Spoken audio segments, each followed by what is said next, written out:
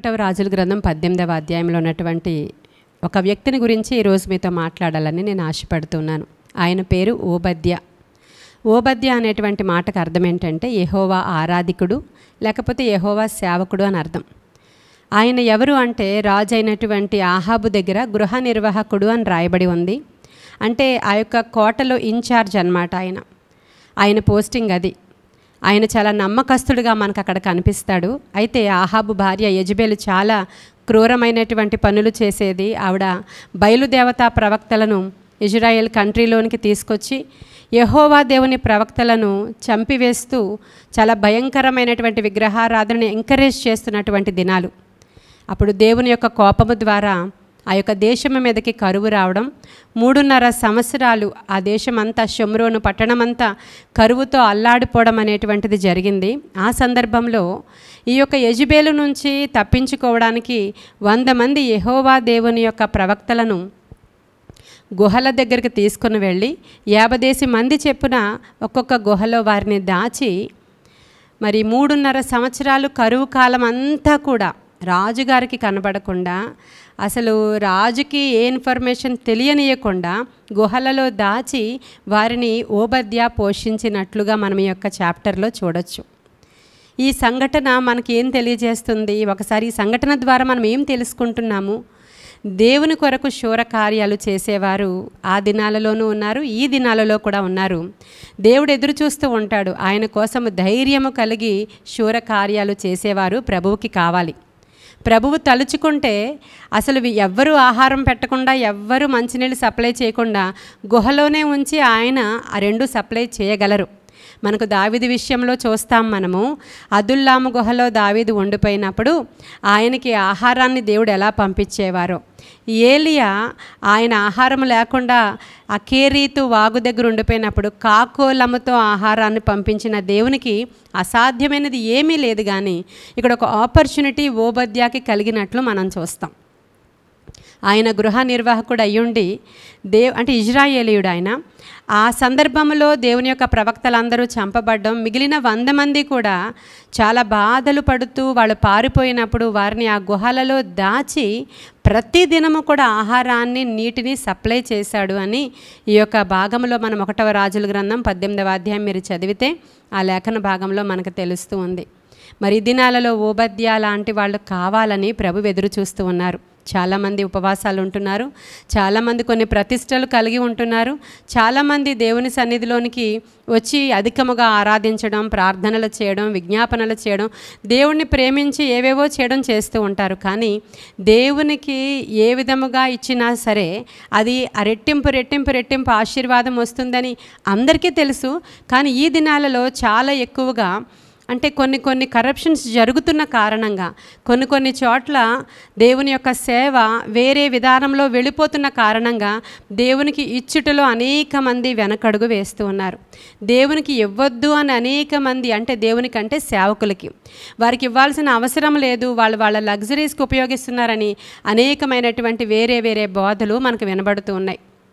మనుష్యులను మనం దృష్టిలో పెట్టుకోకూడదు. కానీ దేవుని నామము పేరట నువ్వు ఏం చేసినా కూడా దేవుని సన్నిధిలో అది వెలగలది, విలువైనది. ప్రియమైన దేవుని బిడ్డలారా, ఆ 100 మంది ప్రవక్తలు ఎటువంటి వారో మనకేమీ తెలియదు, కానీ వారు దేవుని యొక్క సేవకులు.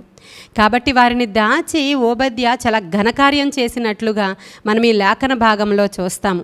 దేవుడు అతని పేరుని ఈ స్థలంలో లిఖింపచేశారు. చాలా గొప్ప విషయంగా ఎంచారు పరిశుద్ధాత్మ దేవుడు కనుకనే ఆయన పేరుతో సహా ఇక్కడ లిఖింపచేశారండి. ఓబద్య ఆ విధమైనటువంటి గొప్ప కార్యము చేయడం ద్వారా 100 మంది ప్రవక్తలు దేవునికి మిగిలి ఉన్నారు కదా. కాబట్టి ఇక్కడ చాలా ధైర్యం చేశాడు ఆయన. ఆ యొక్క ఆహాబు యొక్క హౌస్ ఇన్ఛార్జ్, లేదంటే ఆ కోటకి ఇన్ఛార్జిగా ఉన్న ఆయన వారికి విరోధముగా ఈ ప్రవక్తలకు ఆహారం పంపించాడని కానీ, లేదంటే దాచాడు అని కానీ ఆ క్రూరులైనటువంటి ఆహాబు యెజబెలుకి తెలిసినట్లయితే వెంటనే ఇన్ని చంపిస్తారు. అంటే చావుకి కూడా భయపడలేదు ఓబద్య. దేవుని కొరకు మనము కొన్ని కార్యాలు చేయాలంటే చాలా ధైర్యం అవసరం అవుతుందండి. దేవుని కొరకు నిజభక్తి చేయాలంటే నిజముగానే ధైర్యం అవసరం అవుతుంది.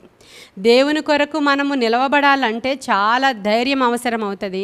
చాలామంది అనుకుంటారు పిరికి వాళ్ళే దేవుడి మీద ఆధారపడి దేవుడా దేవుడా దేవుడా అంటూ దేవుడిని అడిగి క్రైస్తవులు అవుతారు అనుకుంటారు చాలామంది. కానీ కాదు, దేవుని కొరకు నిలవబడాలంటే దేవుని నామాన్ని మనము ధరించుకుని క్రైస్తవులము అని మనము నిలవబడాలి అని అంటే మనకి ధైర్యం అవసరం. యోబు గ్రంథంలో ఒక మాట ఉంటుంది, నీ భక్తి నీకు ధైర్యం పుట్టించదా అని. ఇప్పుడు ఈ ఓబద్యాకి ధైర్యం పుట్టించింది. ప్రియమైన దేవుని బిడ్డలారా, ప్రాణానికి ప్రాణం పోతదని జడవలేదు, రాజుకి జడవలేదు, శాసనానికి జడవలేదు, కరువుకి కూడా జడవలేదు.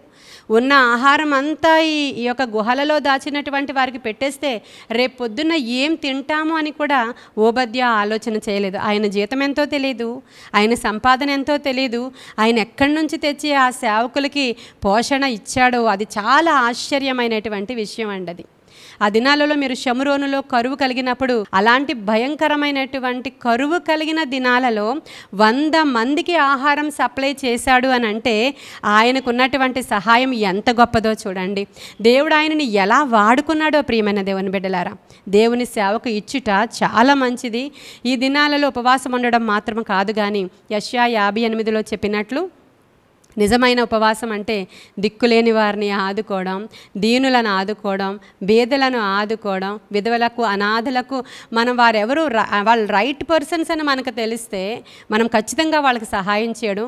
మన రక్త సంబంధులైన వాళ్ళు కష్టాలలో, నష్టాలలో, ఇరుకుల్లో, ఇబ్బందుల్లో ఉంటే వారు ఎటువంటి వారో నీకు అనవసరం, వారు నీకు ఎంత కీడు చేశారో నీకు అనవసరం, నీవు మాత్రము వారికి మేలు చేయడం, ఇవే కదా నాకు నిజమైన ఉపవాసం అంటాడు ప్రభు. మీ కడుపులు కాల్చుకోవడం కాదు, మీరు చేసే మేళ్ళు ఇవే కదా నిజమైన ఉపవాసం అంటున్నారు. అలానే ఉపవాసం ఉండొద్దు అని కాదు, నిజమైనటువంటి ఉపవాసానికి అర్థం ఇదే కదా అంటున్నాడు ఆయన. కాబట్టి ఆ విధమైనటువంటి భక్తి మనం చేయాలా, దేవునికి ఇచ్చుటలో మనం సంతోషించాలా.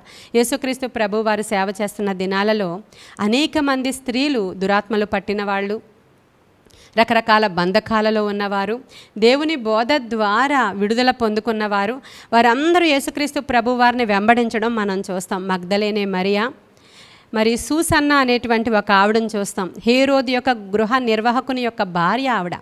వీళ్ళందరూ ధనవంతురాలైనటువంటి స్త్రీలు. ఆ మరియ కూడా ప్రభు యొక్క పాదాల దగ్గర అత్తరుబుడ్డిని పగలగొడుతుంది. చాలా కాస్ట్లీ అత్తరుబుడ్డి. వాళ్ళు ఎవరు పేదవాళ్ళు కాదు, ప్రభువుని వెంబడించిన స్త్రీలు చాలా ధనవంతులైన వారు. ప్రభువు కొరకు, పరిచర్య కొరకు, సేవ కొరకు వారి జీవితాలను ధారపోసారండి. వాళ్ళందరూ గొప్ప గొప్ప పరిచర్య చేసి ప్రభువు సేవ నిమిత్తం వాళ్ళు చివరి సిలువ వరకు ప్రభువుని వెంబడించారు.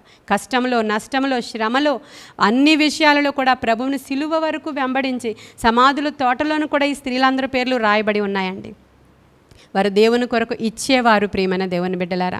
కాబట్టి దేవుని కొరకు మనం ఇచ్చేవారము గాను, దేవుని సేవలను ఎంకరేజ్ చేసేవారము గాను, దేవుని కొరకు ఆలోచించే వారము గాను, దేవుని మందిరాలను ప్రేమించే వారము గాను మనం ఉండాలని నేను ఆశపడుతూ ఉన్నాను. ఇవన్నీ వినడానికి చిన్న విషయాలుగా ఉంటాయి, కానీ చాలా పెద్ద విషయాలు, మనము ధైర్యముతో చేసేటువంటి విషయాలు. కాబట్టి మనము చేస్తున్నటువంటి భక్తి సరి అయిన విధానంలో వెళ్ళడానికి అన్నీ కూడా సమపాళ్లలో ఉండాలి. మన భక్తి, మన ఆరాధన, మన ఉపవాసము, మనము దేవుని కొరకు చాపేటువంటి మన హస్తము, దేవుని కొరకు మనము ఇచ్చేటువంటి సమయము అన్నీ సమపాళ్లలో ఉండి నీవు ఉపవాసము కనుక ఆచరిస్తే అది వేకువ చుక్కలాగా ప్రకాశిస్తుంది అని యెషయా భక్తుడు చెప్తున్నాడు. మన భక్తి అంత బ్రైటన్ అయిపోతుందంట, మన భక్తి అంత ప్రకాశమానముగా ఉంటుందంట, మన ప్రార్థనలన్నీ దేవుడు అంగీకరిస్తాడట.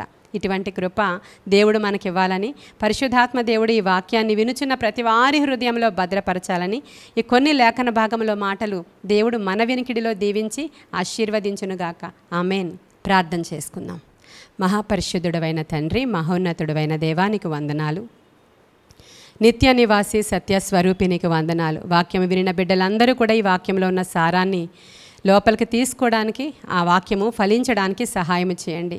నీ బలమైన సన్నిధి బిడ్డలతో ఉంచండి. ఎవరెవరు ఎటువంటి బంధకాలలో ఉన్నారో ప్రతి బంధకం నుంచి నీ బిడ్డలను విడిపించమని నాయనా, ప్రతి వ్యాధుల నుంచి విడిపించమని, బాధల నుంచి విడిపించమని, ఇరుకుల నుంచి విడిపించమని, ఇబ్బందుల నుంచి విడిపించమని, ఆత్మకార్యాల బిడ్డల పక్షముగా జరిగించమని దేవా, వినుచున్న ప్రతి వారి గృహాలలో ఒక అద్భుతమైనటువంటి ఒక గొప్ప కార్యాలు జరుగులాగా సహాయం చేయమని, వాక్యము బయలుదేరిన తోడనే వారికి వెలుగు కలగడానికి సహాయం చేయమని, హృదయాలలో నాయన నీ కొరకైనటువంటి తపన ఆరాటము కలిగి ఓబద్యాల వలె మేము కూడా మారాలనేటువంటి నిశ్చయత వాళ్ళు కలిగి ఉండడానికి సహాయం చేయమని యేసయ్యా శ్రేష్ఠ నామంలో అడుగుచున్నాము తండ్రి.